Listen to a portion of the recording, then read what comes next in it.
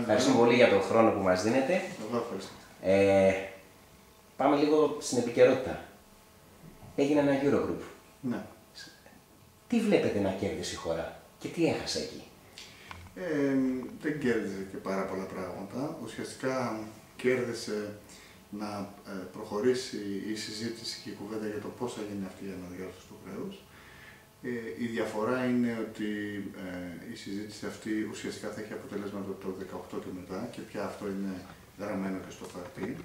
Βραχυπρόθεσμα ελάχιστα πράγματα θα δοθούν στη χώρα μας, κυρίως μια ομαλοποίηση των επιτοκίων, γιατί αυτή τη στιγμή δανείζονται ο ESM φθηνότερα από ό,τι μας δίνει και έτσι αυτή τη διαφορά λίγο θα μας τη δώσει για τα επόμενα 3 χρόνια. Αυτό είναι καλό, αλλά όχι ουσιαστικό.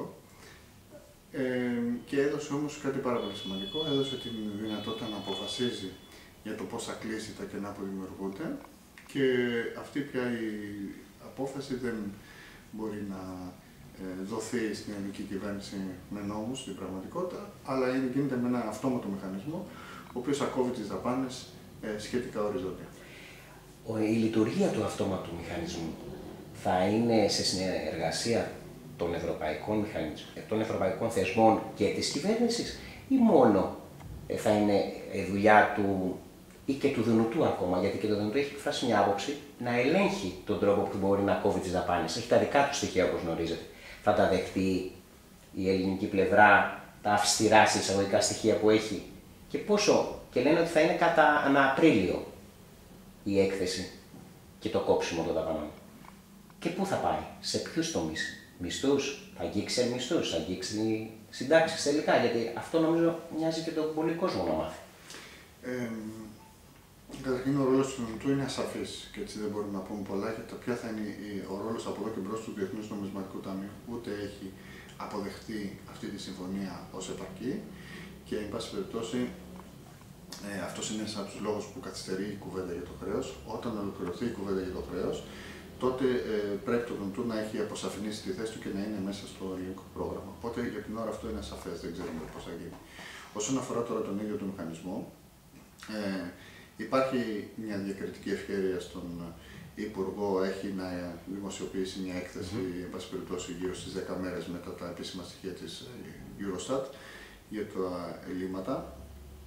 Και σε αυτή την περίπτωση θα μπορεί να κάνει κάποιες επιλογές στο βαθμό που οι αποκλίσεις είναι μικρές.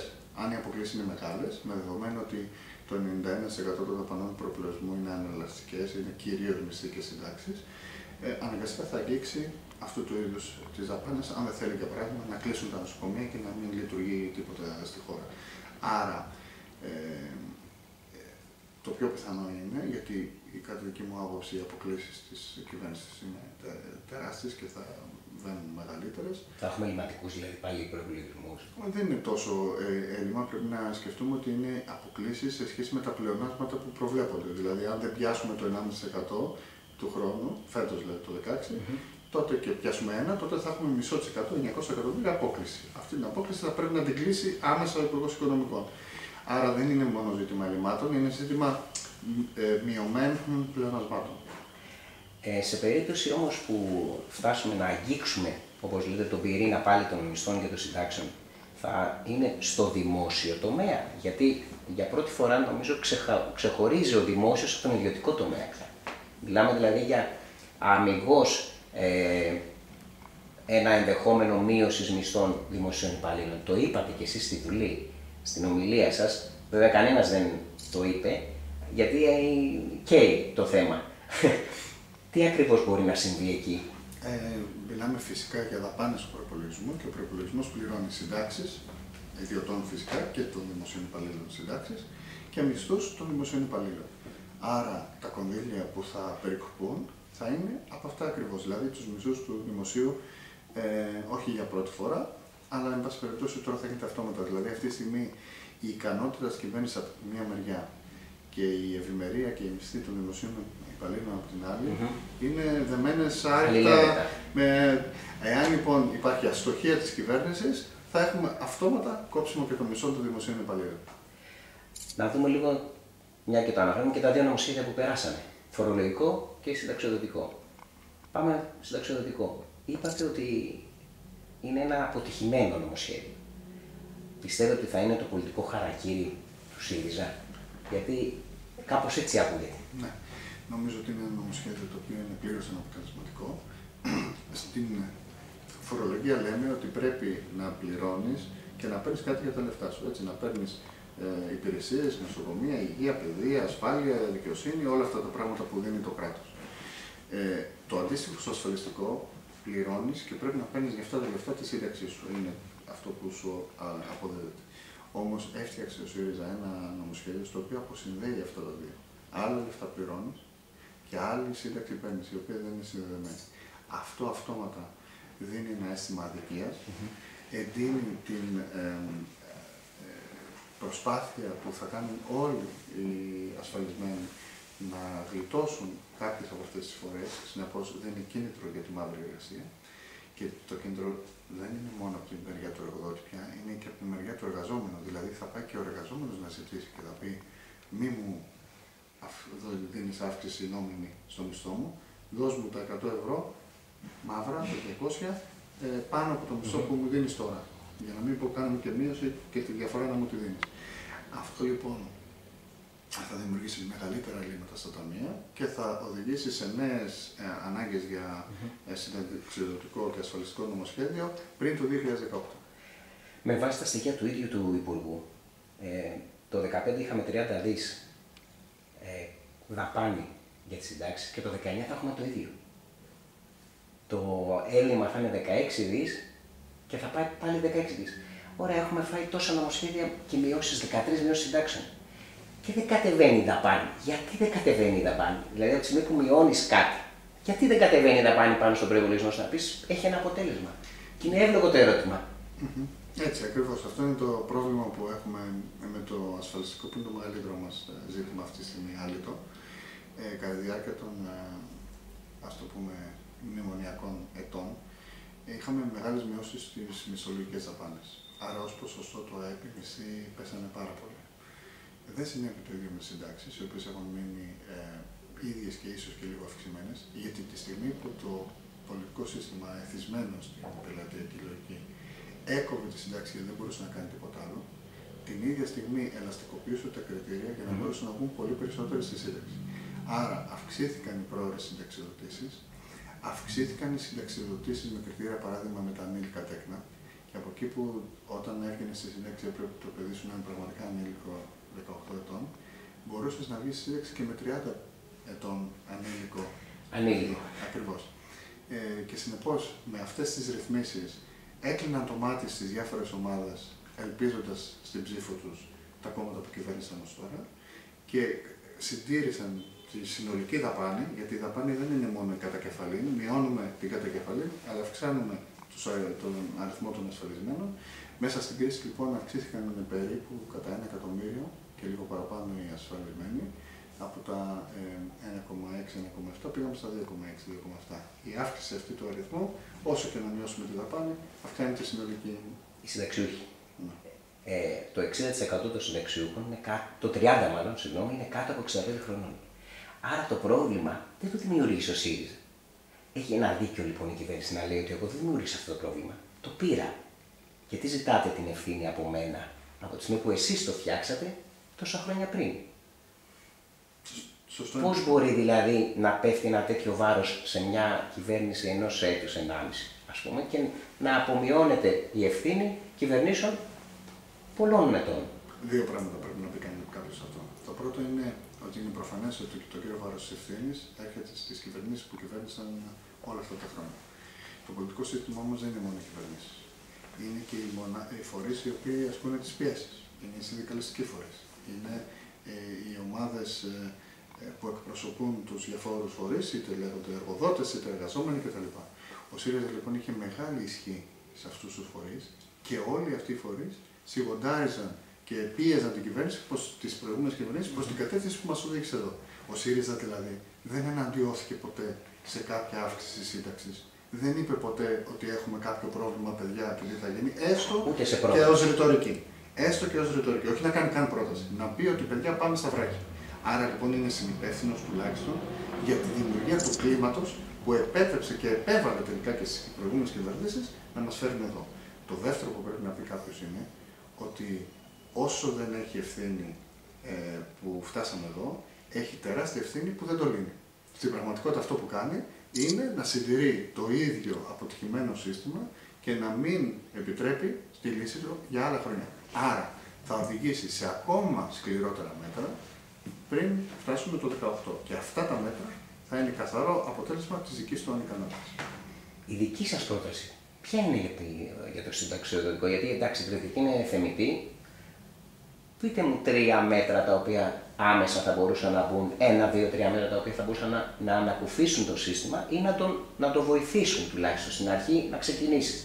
Παράδειγμα, να πω, εγώ θα είσαστε υπέρ του ιδιωτικού πυλώνα, δηλαδή να φύγει μια δαπάνη από τις εισφορές του ασφαλισμένου και να έχει την ευχέρεια να την κάνει ό,τι θέλει. Να μην είναι όλο το ποσό του δεσμευμένο χωρίς ανταπόδοση, όπως φαίνεται. Ναι. Παράδειγμα. Εδώ, εντάξει, 2-3 πράγματα μπορούμε να πούμε, να σκιαγραφίσουμε περίπου πώς θα πρέπει να κινηθούμε. Το πρώτο είναι ότι πρέπει η κυβέρνηση να εξασφαλίσει με το οποιοδήποτε συνταξιοδοτικό σύστημα ότι δεν υπάρχει φτώχεια στο μέρος του πληθυσμού το οποίο είναι πάνω από 67 ετών, δηλαδή είναι σε μια ηλικία στην οποία δεν μπορεί να ανταποκριθεί για να αντιμετωπίσει αυτού του είδους τη φτώχεια. Ένας φτωχός εργαζόμενος ή ένας άνεργος έχει τη δυνατότητα έστω να πάει να κάνει μια δουλειά μαύρη τη νύχτα ή οτιδήποτε για να μπορέσει κάτι να αντιμετωπίσει αυτή τη δύσκολη κατάσταση που περνάει στη ζωή του. Ένας συνταξιούχος 70-75 ετών, του οποίου δεν του φτάνουν τα χρήματα ούτε για να ζήσει, δεν έχει τη δυνατότητα να το αντιμετωπίσει. Άρα δεν είναι δυνατόν να το θέσουμε σε αυτή την κατάσταση.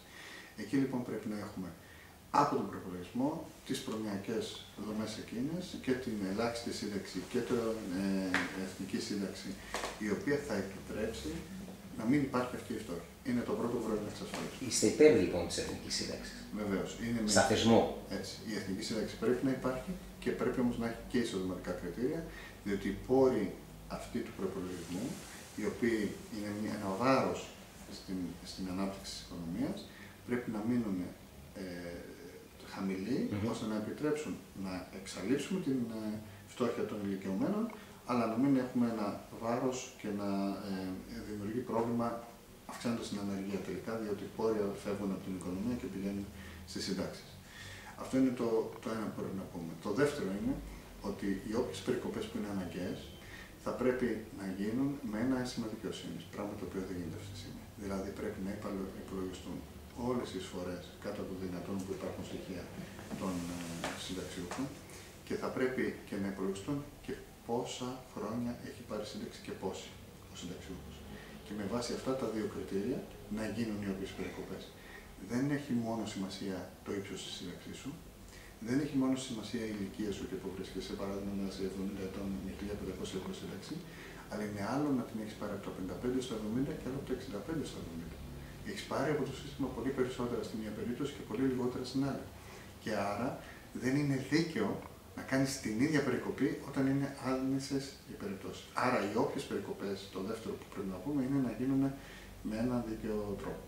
Το τρίτο που πρέπει να πούμε είναι ότι πρέπει να μετακινηθούμε σε ένα σύστημα στο οποίο οι συνταξιοδοτικές δαπάνες είναι καλυμμένες με τα χρήματα των ασφαλισμένων. Είναι τα λεγόμενα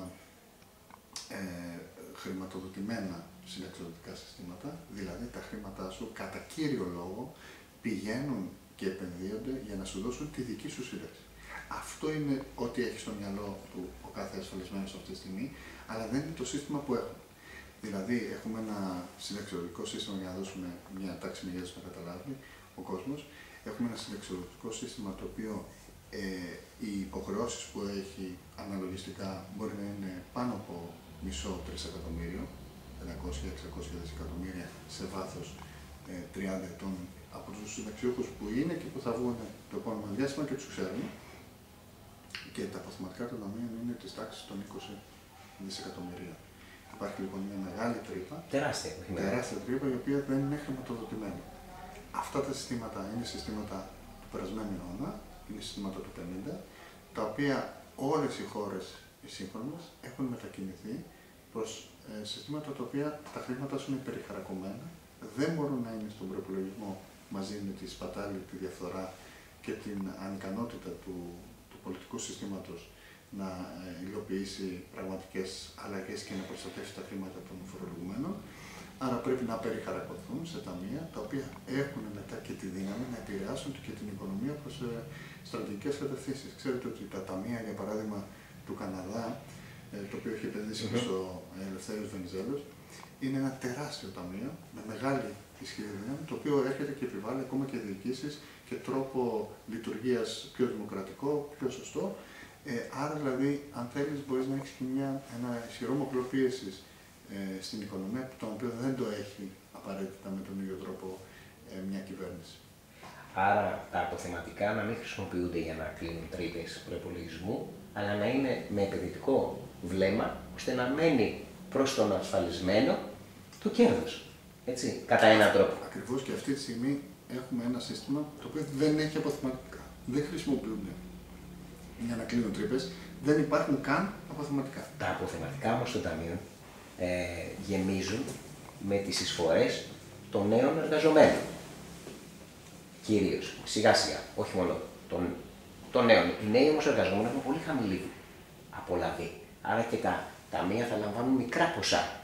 Πώς θα ισορροπήσει το σύστημα όταν μειώνεται το γέμισμα των ταμείων, πώς θα το καλύψει αυτό μια χώρα?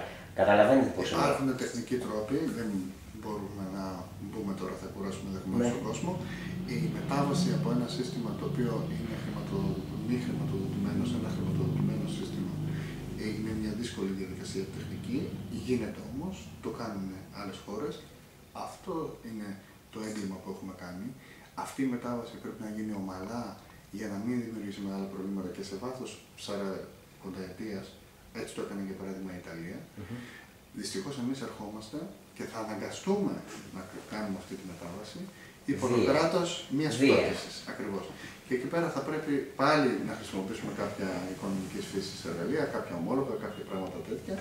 Αλλά, εν πάση περιπτώσει, θα το κάνουμε με έναν τρόπο που είναι πολύ πιο δύσκολο, γιατί δεν είχαμε την προνοητικότητα να το κάνουμε την εποχή που έπρεπε.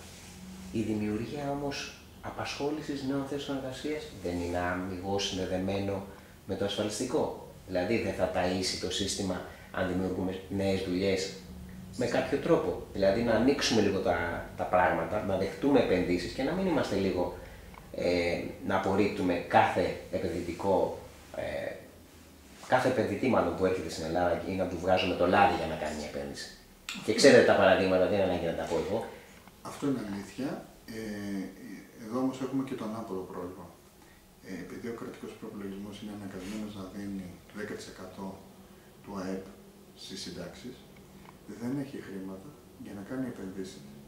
Και ξέρετε ότι στη χώρα μας αυτή τη στιγμή κυρίως το δημόσιο είναι που κάνει τις επενδύσεις, είτε μέσω του ΕΣΠΑ είτε μέσω αμοιβώς του προγράμματος δημοσίων επενδύσεων. Άρα δεν υπάρχουν χρήματα για να μπορέσουν να πάνε σε επενδύσεις, για να γίνουν αυτές τις δουλειές και να σπάσει αυτός ο φαύλος κύκλος. Φτάσαμε λοιπόν να παίρνουμε τόσο πολλά χρήματα από τον προπολογισμό προς τις συντάξεις. Θυμίζω ότι εμείς δίνουμε το 10%, ενώ ο μέσος όρος των χωρών του ΕΣΑ είναι το 2,5%.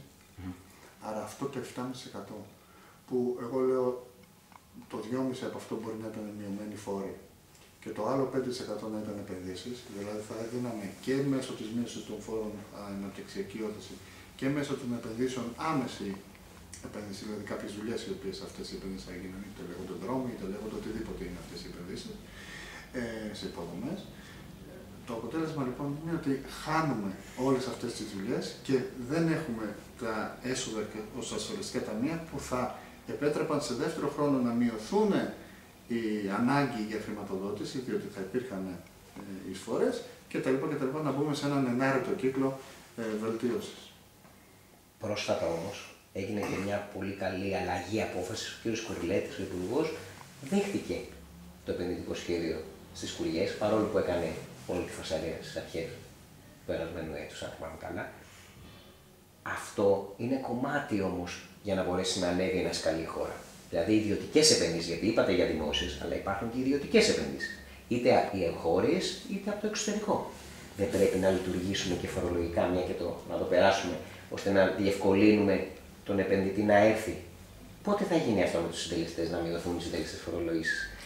Σημασία έχει, και αυτό το λένε όλες οι έρευνες, όχι τόσο ο συντελεστής φορολόγησης, αν και στη χώρα μας έχει ανέβει τόσο πολύ που πια έχει και αυτό σημασία. Σημασία έχει η σταθερότητα του περιβάλλοντος, η γραφειοκρατία την οποία έχουν να αντιμετωπίσουν και η διαφθορά. Είναι τα πρώτα τρία προβλήματα που αντιμετωπίζουν και ύστερα το ύψος των συντελεστών ως τέταρτο. Αυτό λοιπόν πρέπει να το έχουμε αρχικά υπόψη. Το δεύτερο όμως είναι ότι δεν πρέπει να ελπίζουμε σε γρήγορη ανάκαμψη των επενδύσεων. Η χώρα πρέπει να βγει από την αβεβαιότητά της. Όταν βγει από την αβεβαιότητά της, τότε θα αρχίσουν να σκέφτονται, εγώ πιστεύω ότι θα χρειάζεται κανένα χρόνο, τότε θα αρχίσουν να σκέφτονται οι ξένοι επενδυτές αν θα επενδύσουν στη χώρα μας. Θα τους πάρει άλλο ένα χρόνο να το πάρουν απόφαση, ιδιαίτερα στις μεγάλες επενδύσεις, δεν αποφασίζεται από τη μια μέρα στην άλλη. Και θα πάρει και 1-2 χρόνια όταν ξεκινήσει να υλοποιείται η επένδυση για να τη νιώθει ο κόσμος στο πετσί του. Άρα μιλάμε για τέτοιου είδους χρονοδιαγράμματα. Οι πρώτες επενδύσεις που μπορούν να γίνουν στη χώρα μας είναι να φύγουν τα χρήματα από τα στρώματα των Ελλήνων πολιτών και να πάνε στην τράπεζα. Είναι η πρώτη επένδυση που μπορούμε να κάνουμε όλοι μας. Όταν νιώσετε ότι ο κόσμος γύρω μας κάνει αυτή την κίνηση, γιατί ανακτάει την εμπιστοσύνη του, τότε να ελπίζεις σε... Η εμπιστοσύνη όμως προς τις τράπεζες έχει χαθεί. Γιατί ξέρετε πολύ καλά ότι φοβούνται όλοι κούρεμα καταθέσεων, φοβούνται φορολόγηση των καταθέσεων ή των συναλλαγών. Ξέρετε ότι κυκλοφορεί ένα σενάριο για ένα μικρό ποσό φορολόγηση πάνω στη μεταφορά χρημάτων. Δηλαδή δεν αφήνεις και τον κόσμο να ησυχάσει, να πει εντάξει, ας επιστρέψω τα χρήματα όπως λέτε πίσω, αν δει όμως κάτι καλό. Θεωρώ ότι ο κόσμος, αν δει κάτι δίκαιο, απλό και σωστό, θα τα γυρίσει τα χρήματα του πίσω. Δεν φοβάται. Δεν διαφωνώ, είναι αυτό που σας λέω ότι πρέπει να έρθει η αβεβαιότητα. Άρα, αρχικά πρέπει να έρθει η πολιτική αβεβαιότητα, να μην συζητάμε για εκλογές καθυστερήστε λίγο. Δεύτερον, να έρθει η οικονομική αβεβαιότητα, δηλαδή να υπέρθουν όλες οι συμφωνίες και να βλέπουμε σε έναν κάποιο ορίζοντα μπροστά, έστω ένα χρόνο, τι μέτρα έρχονται και τι δεν έρχονται.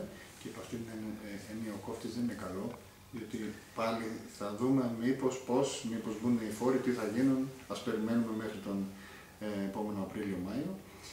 Και πρέπει και η ικανότητα διακυβέρνησης, αυτής τουλάχιστον της κυβέρνησης, να αυξηθεί σε τέτοιο βαθμό, ώστε να είμαστε σίγουροι ότι οι στόχοι που βάζει θα πετυχαίνονται και έτσι δεν θα έχουμε τέτοιο είδους προβλήματα.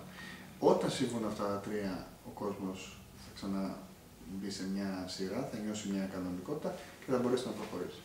Τόσο το φορολογικό όμως, όσο και το συνταξιοδοτικό, στην εφαρμογή τους είναι πολύ δύσκολο. Το φθινόπωρο λοιπόν που θα δει ο κόσμος στην εφαρμογή σιγά σιγά, μήπως έχουμε πολιτικό πρόβλημα στη χώρα. Το φοβάστε αυτό? Μπορεί να γίνουν εκλογές στο φθινόπωρο. Από τη στιγμή που στο σενάριο ότι δεν μπορεί η κυβέρνηση αυτή να εφαρμόσει αυτά που ψήφισε.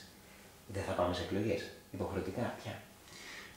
Τώρα, οι εκτιμήσεις για το τι μπορεί να συμβεί είναι δύσκολες. Εγώ έχω την αίσθηση ότι η κυβέρνηση θα κληθεί σύντομα να αντιμετωπίσει τα προβλήματα που η ίδια δημιουργεί με την ανικανότητά της, όπως είπα. Τώρα, αν αυτό θα γίνει το φθινόπωρο ή θα γίνει του χρόνου την άνοιξη ή το καλοκαίρι, δεν μπορώ να το πω, ούτε είμαι μελλοντολόγος για να μπορώ να κάνω μια ασφαλή εκτίμηση.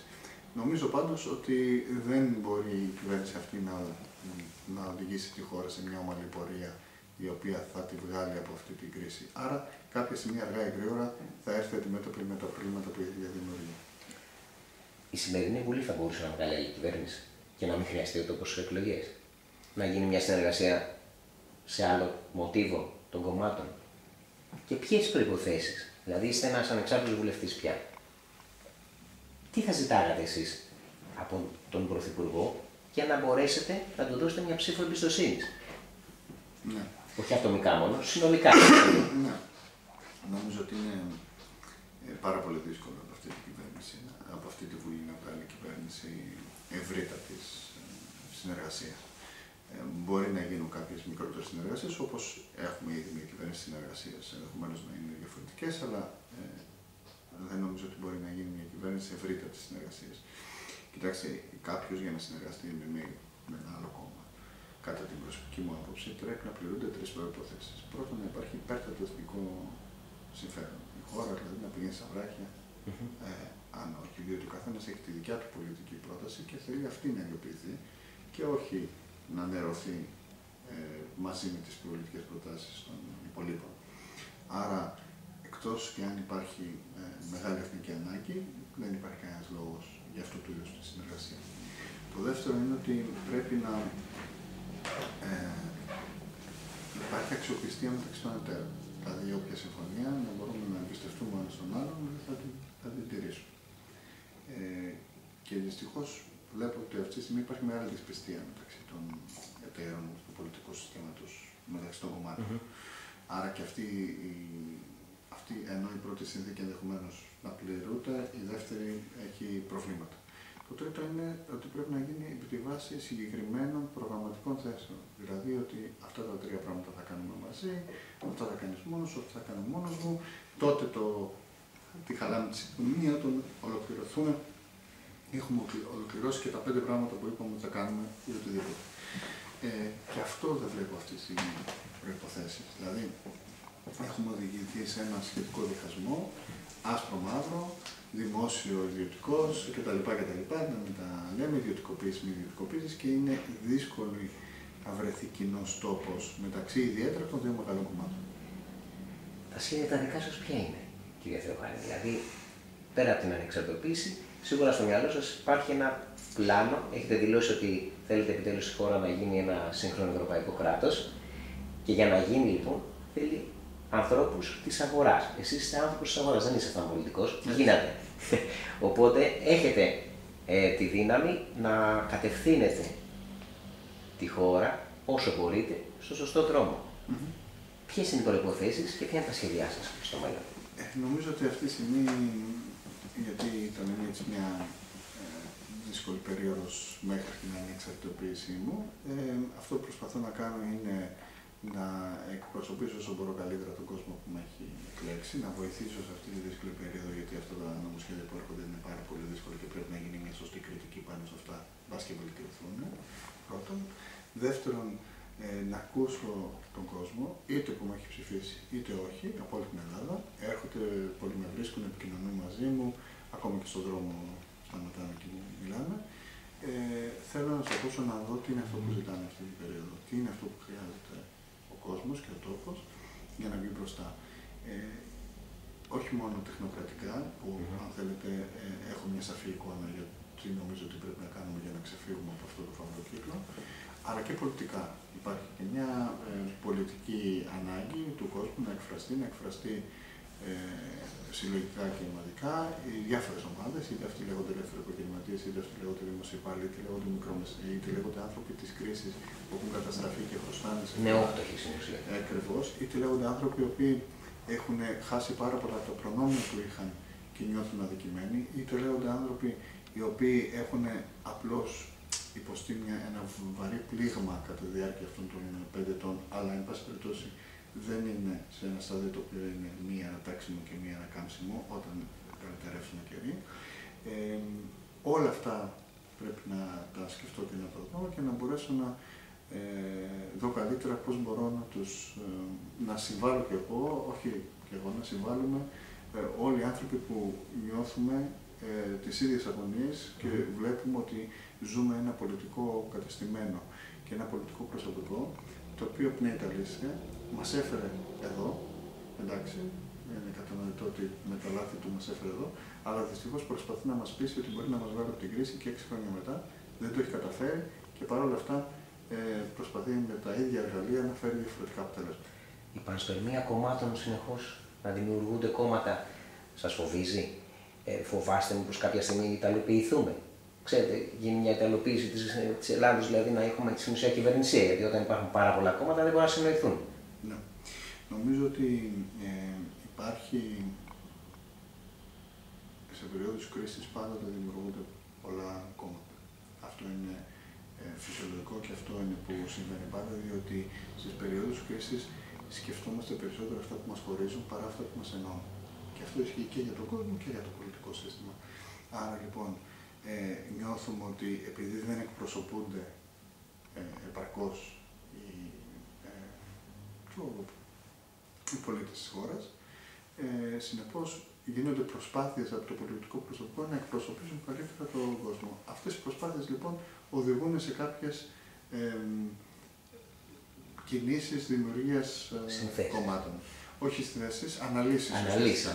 Και όταν αρχίζει σιγά σιγά να έρχεται η ηρεμία στο εκλογικό σώμα, τότε οδηγούμαστε σε μια εποχή σύνθεσης, βρίσκουν τον τρόπο οι διάφορες κινήσεις οι οποίες έχουν δημιουργηθεί να συνεννοηθούν μεταξύ τους, να σκεφτούν αυτά που τους ενώνουν και πώς αυτά θα είναι η δύναμη που θα εκπροσωπήσει περισσότερο κόσμο.